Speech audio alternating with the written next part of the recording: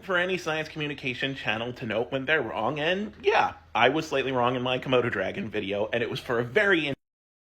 So yes, it was recently figured out that Komodo dragons do in fact have venom, but then there's the question, why did people think that they didn't have venom and it was all bacteria for so long? And this sent me down a research rabbit hole. So it turns out it's not just the amount of bacteria in a Komodo dragon's mouth that matters, it's also their sheer size. When a Komodo dragon bites you, the wound tends to be very large and the flesh tends to be very mangled. This largely increased surface area of the wound makes you more likely to get infected, which essentially acted as like a mask over the venomous properties of the wound because the wounds would become so infected so fast. And so this commonly held scientific myth that the thing that killed you was the bacteria in a Komodo dragon's mouth came about. But when you test the inside of a Komodo dragon's mouth, it's no dirtier than any other animal of its species. And interestingly enough, the common knowledge that the venom isn't what kills you is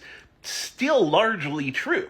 Infection is what kills you, it's just not infection due to the Komodo dragon, which is very interesting. So yeah, I was wrong. This was new news that I didn't know. There's my correction.